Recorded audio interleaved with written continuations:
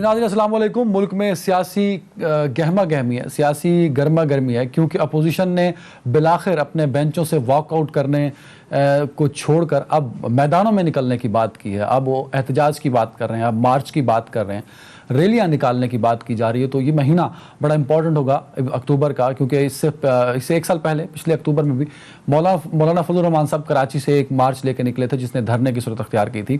تو وہ صرف اکیلے تھے, ان کی پرواز اکیلی تھی. لیکن اس مرتبہ پی ڈی ایم بننے کے بعد اب یہ توقع کی جا رہی ہے کہ اس ملک کی 11 بڑی اپوزیشن جماعتیں شاید حکومت کو ٹف ٹائم دینے کے لیے تیار ہیں, اور پاکستان بھر کے مختلف شہروں میں احتجاج کیے جائیں گے, جلد سے جلوس اور ریلیاں نکالی جائیں گی. پنجاب کے مختلف شہروں میں پنجاب کے جو صوبائی صدر ہیں مسلم لیگ نون کے رانا ثناء اللہ صاحب نے کہا کہ مختلف شہروں میں احتجاج شروع کر دیا جائے گا اسی مہینے سے, مطلب 12 اکتوبر سے. اور اسی طرح جو بڑا جلسہ ہے وہ گجرانوالہ میں پلان کیا گیا ہے, جس میں بلاول بھٹو زرداری صاحب کو بھی دعوت دی گئی شرکت کرنے کی. اور بلاول صاحب نے پاکستان پیپلز پارٹی میں مزار قائد پر ایک بڑے جلسے کا عندیہ دے دیا ہے, جبکہ اس تمام اشاروں پر حکومت کی جانب سے بار بار کہا جا رہا ہے کہ کیونکہ کرونا ہے تو پولیٹیکل ایکٹیویٹیز کو 2-3 مہینوں کے لیے ڈیلے کر دینا چاہیے. میرا سوال یہاں پہ اپنے پینلسٹ سے یہ ہوگا کہ اپوزیشن کی یہ جو موومنٹ ہے اور اپوزیشن کا یہ جو احتجاج کا سلسلہ ہے, کیا ان کے مطالبات پورے ہو پائیں گے؟ اور جو عوام کو توقعات تھیں اپوزیشن سے, کیا یہ اپوزیشن عوام کی توقعات کو پورا کرے گی؟ ہم اس پر بات کریں گے. اور اس کے بعد ہم بات کریں گے social media app TikTok کو بند کر دیا گیا, کیا یہ اقدام ٹھیک ہے یا غلط؟ لیکن اس سے پہلے پروگرام کے آغاز میں آج آرمی چیف نے کاکول اکیڈمی میں پاسنگ آؤٹ پریڈ سے خطاب کرتے ہوئے ایک بڑا واضح میسج دیا, جو کہ نہ صرف اس ملک کے لیے بہت امپورٹنٹ ہے بلکہ دنیا بھر کے لیے ایک واضح پیغام تھا کہ سول اور عسکری قیادت ایک پیج پر ہیں. انہوں نے اپنے خطاب کرتے انہوں نے کہا کہ آئین اور قانون کی رہنمائی میں منتخب حکومت کی مدد جاری رکھیں گے آرمی چیف. ساتھ میں انہوں نے یہ بھی کہا کہ ہمارے دشمن اپنے عزائم میں ناکام ہونے کے بعد دل شکستہ ہیں اور اطمینان ہے کہ آج ہمارے ادارے مضبوط ہو رہے ہیں. انہوں نے یہ بھی کہا کہ پاکستان متحد ہو کر خوشحالی اور ترقی کی راہ پر گامزن ہو سکتا ہے. قائد کے ویژن کے مطابق پاکستان نے علاقائی اور عالمی امن کے لیے بھرپور کوششیں کی ہیں. آج ہمارے ادارے مل کر پاکستان کی خدمت سر انجام دے رہے ہیں. انہوں نے کہا کہ پاکستان کو 24/7 ہائبرڈ وار کا سامنا ہے اور اس ہائبرڈ وار کا ہدف عوام ہے. میدان جنگ اور انسانی ذہن ہے. ہر سطح پر قومی قیادت ہائبرڈ وار کا ہدف ہو سکتی ہے.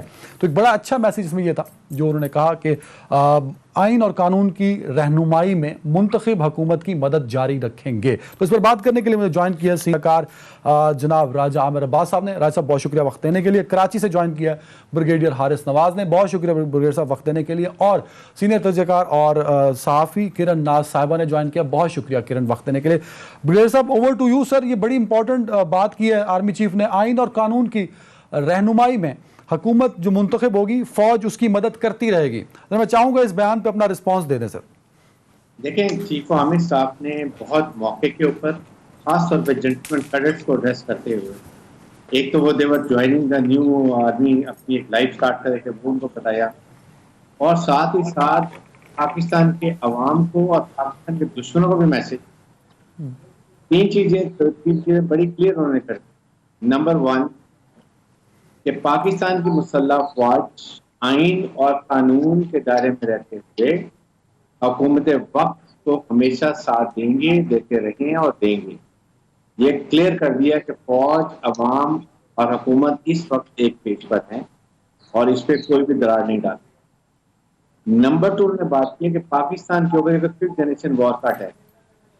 5th جنریشن میں اینمی کا نیریٹو یہ ہے کہ کسی طریقے سے بھی فوج اور عوام کے درمیان میں جو ایک اعتماد ہے اس کو ختم کر دیا جائے, بد اعتمادی ڈالی جائے. کیونکہ انہوں نے ریلائز کیا کہ پاکستان کی مسلح فوج بیٹل ہارڈر میں بہت ٹرینڈ ہے اور انہوں نے ملک سے تقریباً دہشت گردی ختم کر دی. انہوں نے یہ بھی ذکر کیا کہ وہ ملک جن کی فوج اور عوام میں اعتماد نہیں تھا, فوج کمزور تھی, وہ ملک بکھر گئے. مثال کے طور پہ آپ عراق لے لیں, آپ لیبیا دیکھ لیں, سیریا دیکھ لیں, یمن دیکھیں, افغانستان دیکھیں, پیلسٹائن دیکھیں, سب جگہ پر ان کے نقشے کامیاب ہوئے. اور اب انہوں نے جو ہمارے دشمن یہ خیال کی نیریٹو میں کہ کسی طریقے سے بھی فوج اور عوام کو دور کریں, فوج کو کمزور کریں اور اللہ نہ کرے پاکستان فیڈریشن کو کمزور کریں.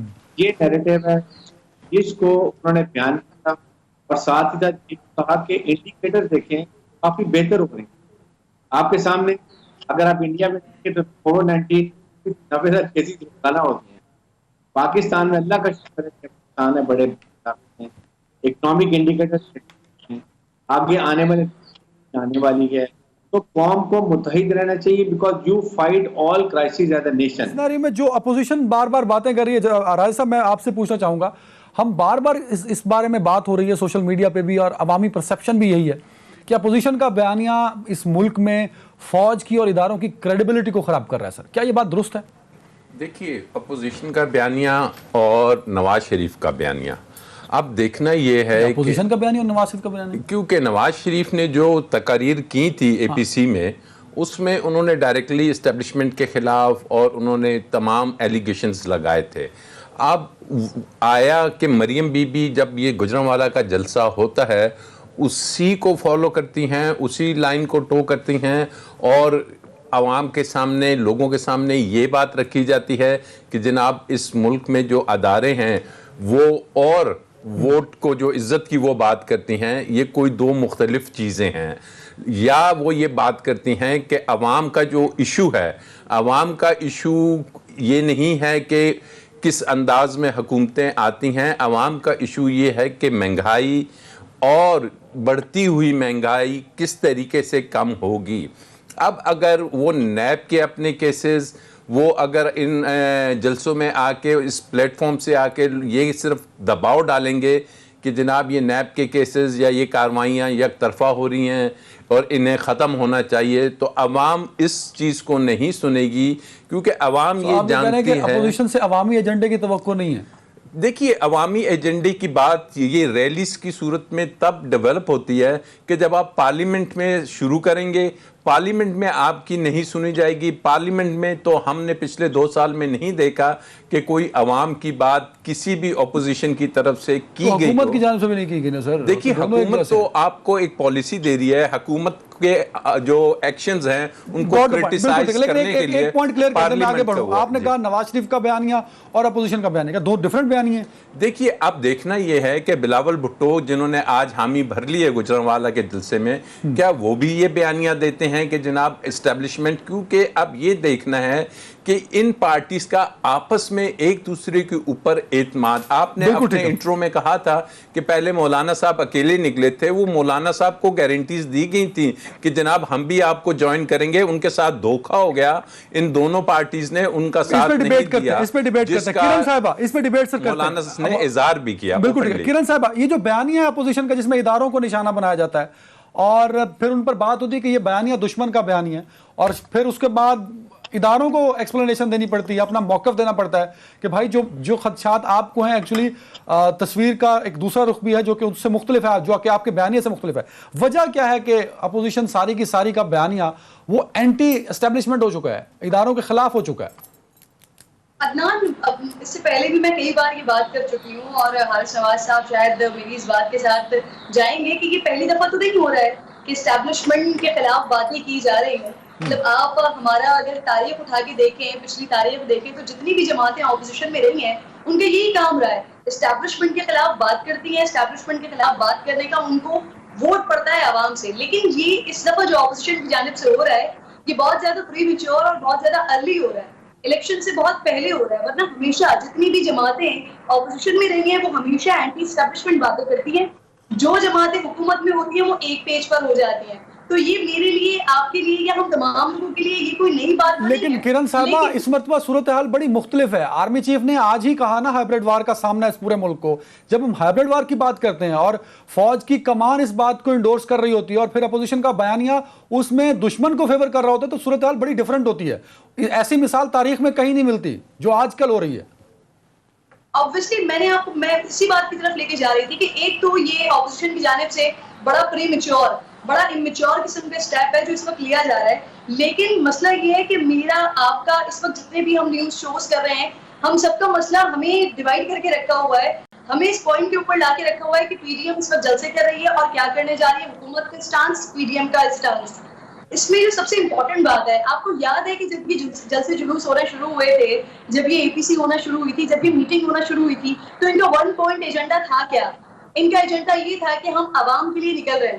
لیکن آپ مجھے بتائیے کہ پچھلے 1 مہینے سے جب سے یہ اے پی سی ہو گئی ہے, اے پی سی کے بعد جو جلسے کی تاریخ کب ہونی ہے کب نہیں ہونی, کیا میں نے آپ نے کسی بھی پروگرام میں ڈیبیٹ اس بات پر ہو رہی ہے کہ 1 مہینے میں مہنگائی, انفلیشن 1.5% بڑھ گئی ہے؟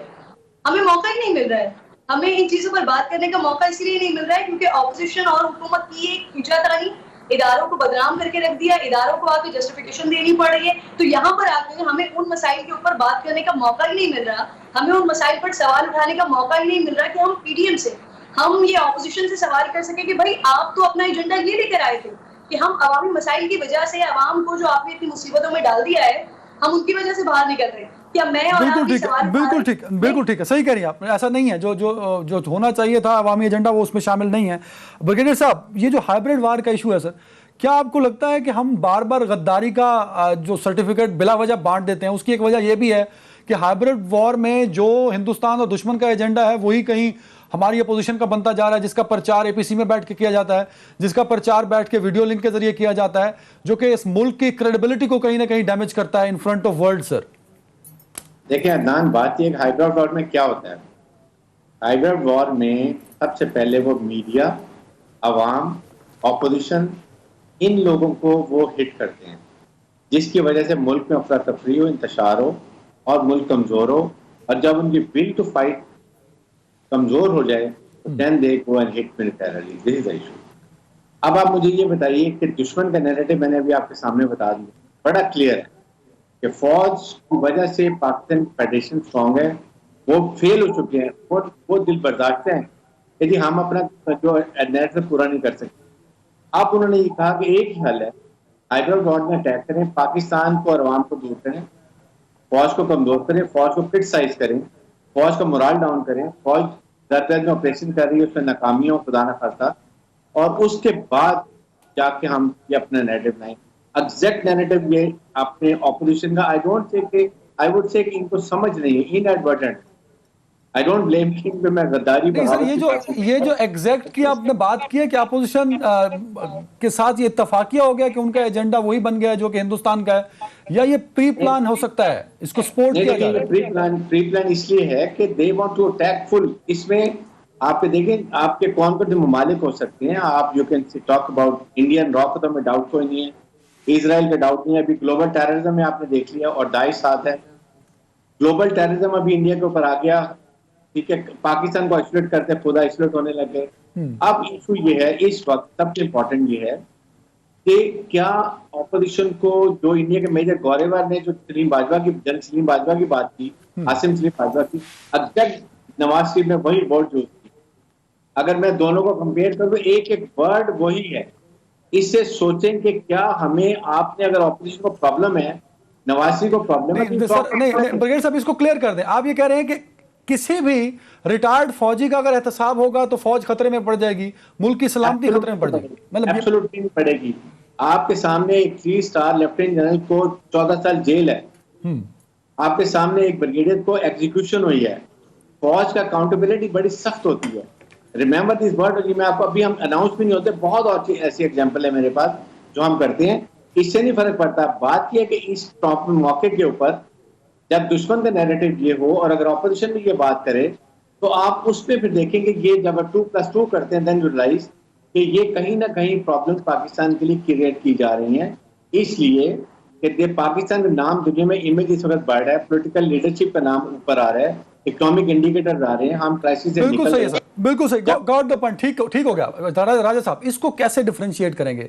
جمہوریت میں کہیں بھی آپ احتجاج کر سکتے ہیں, آپ جلسہ کر سکتے ہیں, جلوس کر نکال سکتے ہیں, ریلی نکال سکتے ہیں, لیکن جب ہم کہیں گے کہ اپوزیشن کا تو ایجنڈا ہی ملک کو ڈیسٹیبلائز کرنا ہے, اداروں کو بدنام کرنا ہے, تو کیا اس کا حل یہی ہے کہ اپوزیشن خاموش ہو کے صوبائی اور نیشنل اسمبلی کے اندر بیٹھ جائے اور احتجاج نہ کرے, تبھی ملک کی سلامتی ہوگی اور وہ دشمن کے ایجنڈے پہ نہیں ہوں گے؟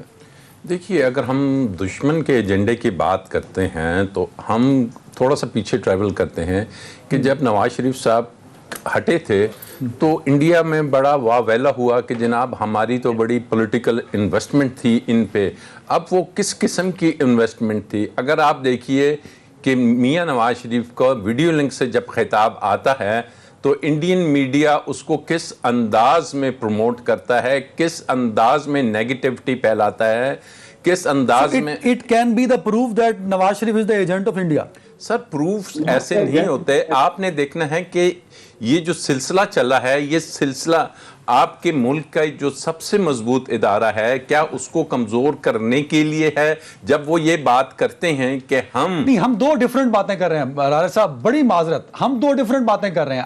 یا تو ہم ان کو ایجنٹ کہہ رہے ہیں, دوسرا ہم کہہ رہے ہیں کہ وہ ایجنڈے پر کام کر رہے ہیں. دو چیزیں نا, ایجنٹ کی ڈیفینیشن بڑی ڈیفرنٹ ہے. یا ہم مطلب کیا کہنا چاہ رہے ہیں, وہ ایجنٹ ہیں یا ایجنڈے پہ کام کر رہے ہیں؟ دیکھیے ابھی آپ بہت جلدی ہم یہ کنکلوژن نہیں کہہ سکتے ایجنٹ ہیں, ایجنڈے پہ کر رہے ہیں. آپ دیکھیے کہ وہ کر کیا رہے ہیں. آپ اصل چیز یہ ہے کہ وہ کر کیا رہے ہیں. وہ بات کر رہے ہیں کہ جناب انڈین میڈیا کہتا ہے کہ نواز شریف نے پاکستان فوج کے کسی بھی آفیسر سے ملنے کے لیے تمام مسلم لیگ نون کے لیڈرز کو منع کر دیا. ایک میسج گیا کہ جی نون لیگ شاید فوج کے خلاف ہے, جبکہ آپ کے علم میں ہے کہ یہ گوجرانوالا میں جہاں پہ یہ جلسہ ہو رہا ہے یا پورے پنجاب کو دیکھیں تو ہر گھر میں, ہر گاؤں میں, ہر ڈسٹرکٹ میں آپ کو ہر فیملی میں فوجی آفیسر سے لے کے جے سی یو سے لے کے آپ کو جوان تک نظر آئیں گے.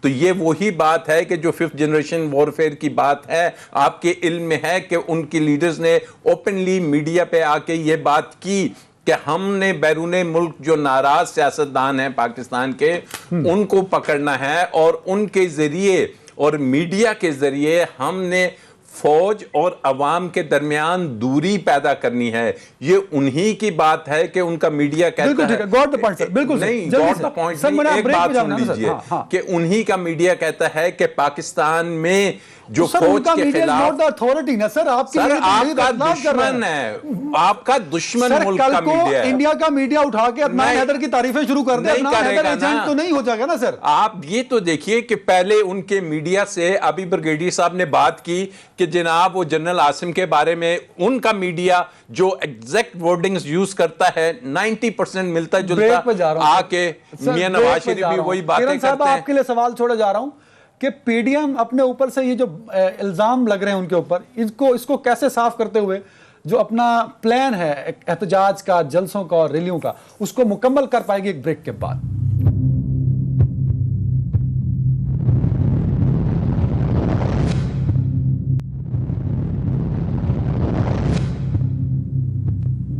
Welcome back. کرن ناز صاحبہ, بڑی کمپلیکس صورتحال ہے. نون لیگ اگر نواز شریف کے بیانیے کو چھوڑے گی تو نون لیگ کے بہت سارے لوگ, شاید نواز شریف صاحب نے ان کو شاید دھمکیاں میں لفظوں میں کہہ دیا کہ مجھے بزدل لوگوں کی ضرورت نہیں ہے, تو نواز شریف صاحب تو بالکل سٹینڈ کرتے ہیں جو کچھ وہ بول گئے.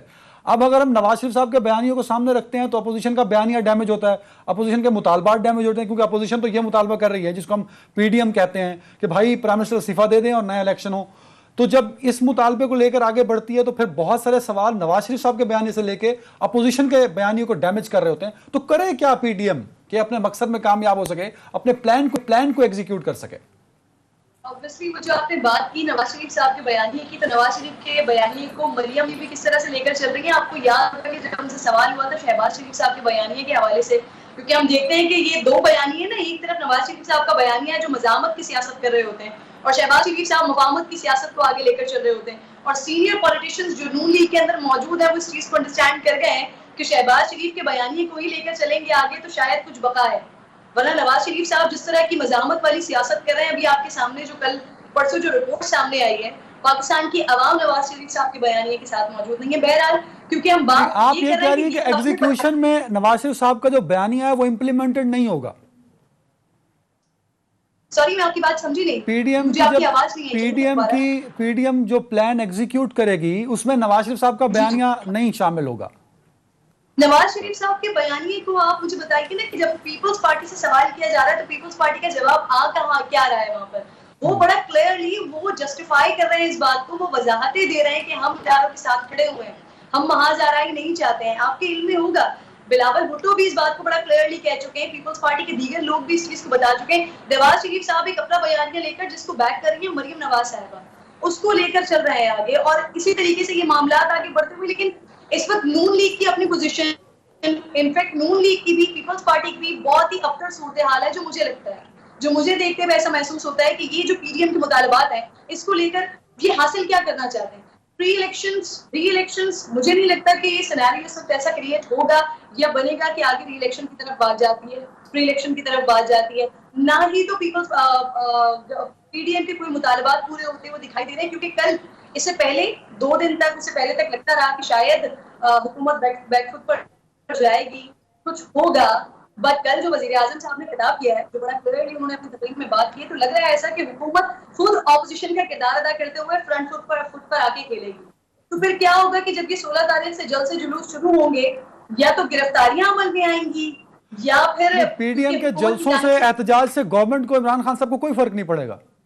نہیں, آئی ڈونٹ تھنک سو کہ کوئی فرق پڑے گا. بالکل تھوڑا ٹھیک ہے بہت پاؤں ہل سکتے ہیں, لیکن آج بریگیڈیئر صاحب, خود بیان سامنے رکھا, بریگیڈیئر صاحب, مطلب میں ایک بیان آپ نے خود سامنے رکھا. بالکل ٹھیک ہے, لیکن میں کرن صاحبہ کے موقف کی بالکل تائید نہیں کرتا, کیونکہ میری نظر میں سر اچھا اوکے ایک پوائنٹ آف ویو آپ نے ابھی خود سامنے رکھا کہ ایک جانب آرمی چیف کلیئرلی بیان آ رہا ہے, دوسری جانب حکومت کے سٹانس آپ دیکھیے. اور اس سے اگر آپ پچھلے 4 سال پہلے چلے جائیے, معاف کیجیے گا, ہاں آج سے 4 سال پہلے چلے جائیے, 4 سال پہلے بھی 4 سیٹوں کو لے کے عمران خان صاحب اسی طرح سے نکلے تھے نا.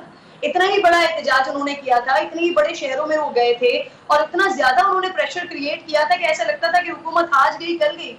تو یہ جو لیسن ہے, یہ پورا سبق ہے, یہ جو ایپیسوڈ جس طرح سے دہرائی جا رہی ہے, یہ تو وہی والی ایپیسوڈ ہو جو عمران خان صاحب خود کر چکے ہیں.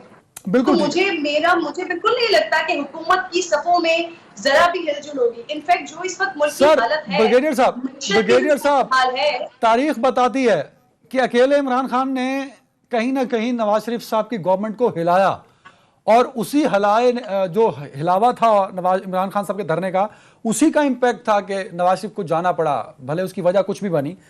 دوسری جانب جب میں اپوزیشن کے بارے میں سوال پوچھتا ہوں تو راجہ صاحب کا موقف, کرن صاحبہ کا موقف, آپ کا موقف مجھے اس بات پہ مجبور کرتا ہے کہ میں یہ سمجھوں کہ پی ڈی ایم کچھ نہیں بگاڑ پائے گی. وہ پی ڈی ایم جس میں مولانا فضل الرحمان ہے, وہ پی ڈی ایم جس میں زرداری صاحب ہیں, وہ پی ڈی ایم جس میں محمود اچکزئی ہے, وہ پی ڈی ایم جس میں نواز شریف ہے, ملک کی زندہ سیاست دانوں میں سب سے بڑے نام پی ڈی ایم میں. سر تو وہ اتنی کمزور کیسے ہو گئی؟ عدنان دیکھیں, بات یہ ہے کہ Imran Khan that was not a corrupt person. People were following him. آپ کی جو باہر بیٹھی لیڈرشپ, نمبر 1 کرپٹ, ملک کا پیسہ لوٹا, مجرم, ملک سے بھاگے ہوئے واپس نہیں آ رہے, بچے آپ نے اپنے پاسوں میں رکھے ہوئے ہیں, آپ نے اپنے سمدھی رکھے ہوئے ہیں, ان کے بچے رکھے ہوئے ہیں. What moral obligation and moral right you have to tell people to get out and go instigate کریں گے, سڑکوں پر آ جائیں. عوام اب سمجھدار ہو گئے ہیں.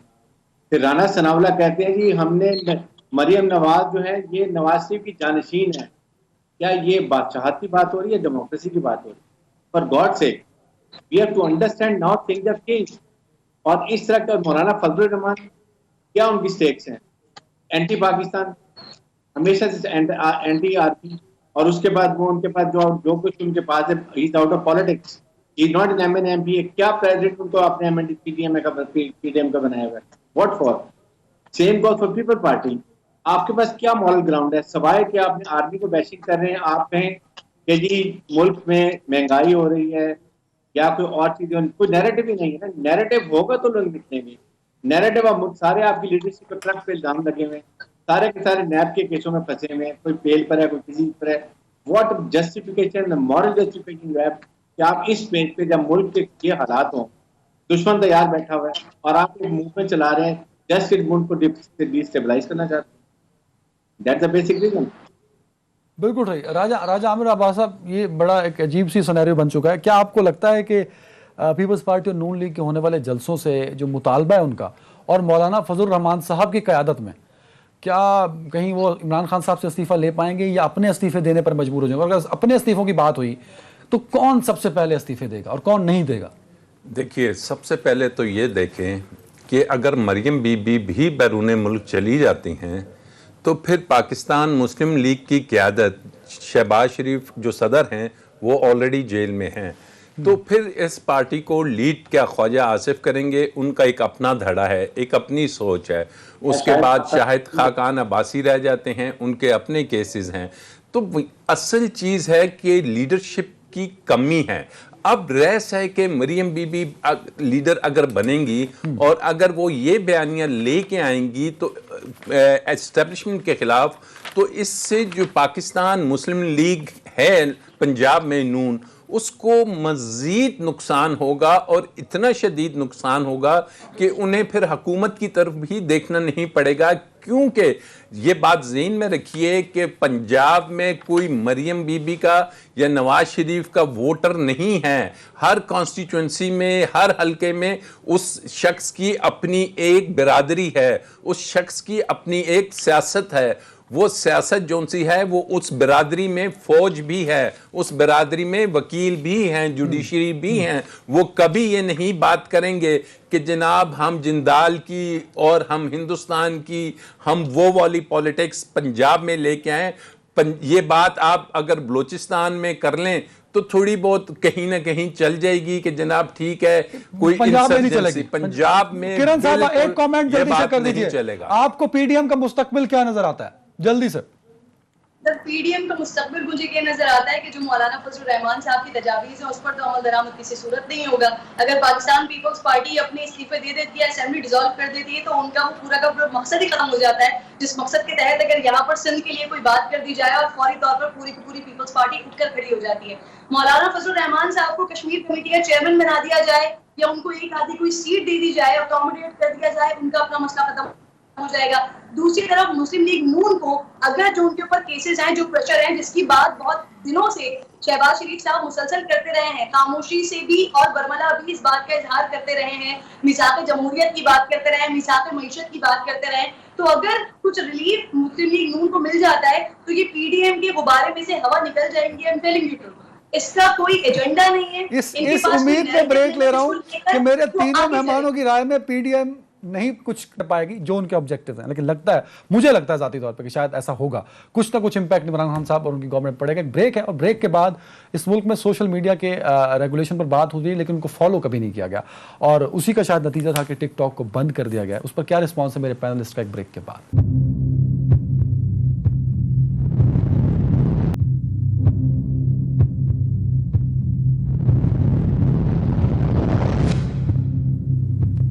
Welcome back. Social media app TikTok کو بند کر دیا گیا، اس پر باقی سوشل میڈیا پلیٹ فارم پہ باقی کافی لوگوں کا رد عمل بھی آ رہا ہے. بغیر صاحب آپ کے خیال میں سوشل میڈیا کا استعمال کیسا ہے اور کیا ہمارے ملک میں سوشل میڈیا کا بالکل ٹھیک ایز پر سوشل میڈیا کی جو ڈیمانڈز ہیں اس کے مطابق پورا ہو رہا ہے؟ اور ٹک ٹاک کے بند کرنے پر سر آپ کیا کہیں گے؟ کیا آپ کا اکاؤنٹ ہے ٹک ٹاک پہ یا تھا؟ نہیں، میرا بالکل اکاؤنٹ ٹک ٹاک پہ نہیں، اور لیکن بات یہ ہے کہ یہ ہمیں سمجھنا چاہیے کہ ٹھیک ہے کہ سوشل میڈیا پہ آپ کی کنٹرول ہونا چاہیے، بچوں کو پیرنٹس کو ایجوکیٹ کرنا چاہیے، اساتذہ کو کرنا چاہیے، آپ کی سوسائٹی کو کرنا چاہیے. بٹ آپ جب کسی چیز پر آپ بین لگا دیتے ہیں تو it is never taken a good step. بجائے اس کے کیونکہ سوشل میڈیا بہت لوگ ہیں، پھر دین ہمارے بچے، ہمارے جو نئی یوتھ ہے وہ پیچھے رہ جاتی ہے.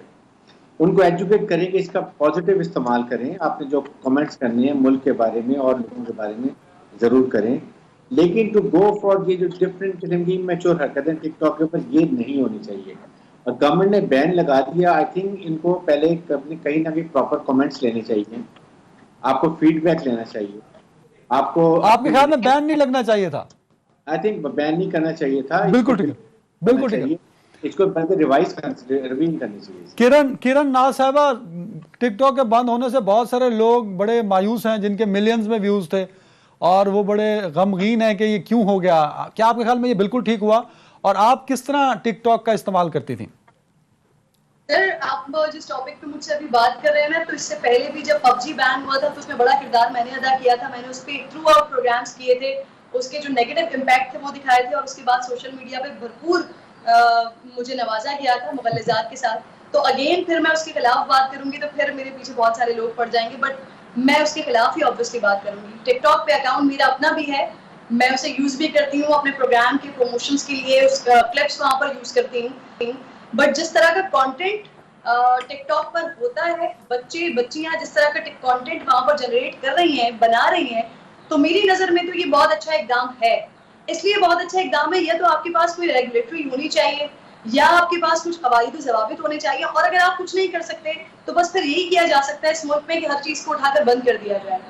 ہمارے پاس کسی قسم کا اگر یہاں پر، اور یہ کچھ کوئی آج کی بات نہیں ہے، پچھلے 2 سال سے پشاور میں کتنے زیادہ احتجاج ہو چکے ہیں ٹک ٹاکس کے لیے کہ اس کو بین کیا جائے. کتنے لوگ کبھی خوشیاں ہو چکی ہیں ٹک ٹاک کی وجہ سے، بہت سارے لوگوں کی کس طرح سے ان کی اموات ہوئی ہے. لیکن کرن آپ کی بات بالکل درست ہے، پر بہت سارے لوگ اس کا پازیٹیو استعمال بھی کر رہے تھے. انٹرٹینمنٹ کے لیے یوز ہوتا تھا، انفارمیشن کے لیے استعمال ہوتا تھا. چند لوگوں کی خاطر پوری ایپ کو پورے ملک کے لیے بند کر دینا بھی تو ٹھیک نہیں ہوگا. نہیں دیکھیں، وہ چند لوگ جو تھے نا، اگر 100% ٹک ٹاک کا یوز ہو رہا تھا، آئی ڈونٹ نو کہ آپ ٹک ٹاک یوز کرتے تھے، میں نہیں کرتا، لیکن اگر آپ اس کو دیکھیں، ہاں اگر آپ اس کو دیکھیں گے تو آپ کو 100 میں سے 1 یا 2 ویڈیو آپ کو بڑی پازیٹیو قسم کی، بڑی کنسٹرکٹیو قسم کی کہ ہاں جی اس سے کوئی نہ کوئی فائدہ ہو رہا ہے نظر آئے گی. ورنہ جتنے بھی 98% اگر آپ ویڈیو دیکھیں گے تو آپ، کیونکہ جو کام آپ کر رہے ہیں، تو میرا آپ کا، ہم لوگوں کا مقصد یہ ہوتا ہے کہ اپنے پروگرام سے کچھ نہ کچھ یا تو اویئرنیس کریٹ کی جائے یا عوام کے لیے کچھ کام کیا جائے. تو مجھے آپ کو دیکھ کر دکھ ہوتا ہے ان ساری چیزوں کو کہ ایک طرف ہم اپنی بچوں کو بچانے کی کوشش کر رہے ہیں، تمام طرح کی مغلظات کے حوالے سے، تمام غلاظتوں سے بچانا چاہ رہے ہیں، اور دوسری طرف ٹک ٹاک پہ مادر پدر آزاد معاشرہ بنا. لیکن یہ ٹک ٹاک تو نہیں کہتا نا، یہ تو ہماری دیکھیں، اگر کوئی ٹک ٹاک پہ کچھ نازیبا چیزیں ڈال دیتے ہیں اس پہ خود کو فلما کے، تو یہ ٹک ٹاک کی ڈیمانڈ تو نہیں ہے. یہ جو بنا رہا ہے یہ تو وہ کر رہا ہے نا، تو وہ کلپریٹ ہے، ٹک ٹاک نہیں ہے کلپریٹ. اویئرنیس کا مسئلہ ہے نا ہمارے پاس اویئرنیس کا مسئلہ ہے، ہمارے پاس ایجوکیشن کا مسئلہ ہے. جب ایسی جگہ پہ کہ جہاں اویئرنیس بھی نہ ہو، جہاں ایجوکیشن بھی نہ ہو، وہاں جب آپ عوام کو ایسی چیزیں پکڑا دیتے ہیں تو پھر اس کا غلط استعمال ہی زیادہ ہوتا ہے. ہمارے پاس بات کی یا تو اس کے لیے کوئی رولز اینڈ ریگولیشنز ہونے چاہیے. آپ کو کلیئرلی پتا ہونا چاہیے، آپ کو اپنے اقدار کے بارے میں پتا ہونا چاہیے، اپنی لمٹس کے بارے میں پتا ہونا چاہیے کہ یہاں تک آپ کر سکتے ہیں، اور پھر اس کے بعد ٹھیک ہے بین ہٹ جائے تو ہٹ جائے. لیکن جتنا کچھ چل رہا تھا اور کوئی ریگولیٹری نہیں تھی، کوئی دیکھنے والا نہیں تھا، تو پھر تو بہت ہی اچھا ہوا ہے کہ یہ بین ہو گیا. بہت سارے ایسے بچیاں ہیں جن کے پچھلے 2 دن سے میں انٹرویوز دیکھ رہی ہوں، چیزیں دیکھ رہی ہوں کہ جو ٹک ٹاک کے ذریعے 5-5, 6-6 لاکھ روپے مہینہ کما رہے تھے.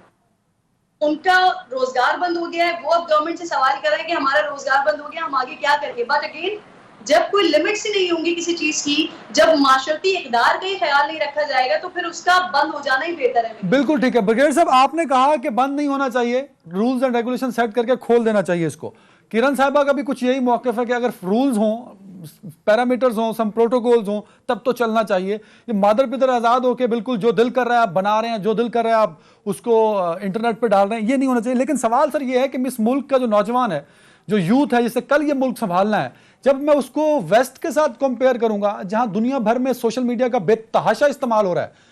سر ایم فل اور پی ایچ ڈی کی ریسرچ کا بیسٹ ذریعہ سوشل میڈیا سمجھا جاتا ہے دنیا کی بیسٹ یونیورسٹیز میں. ہم اپنے بچوں کو سوشل میڈیا بین کر رہے ہیں، اس سے دور کر رہے ہیں، صرف اس لیے کہ چند لوگوں نے اس کا غلط استعمال کیا تو پوری قوم کو اس کی سزا دے دو.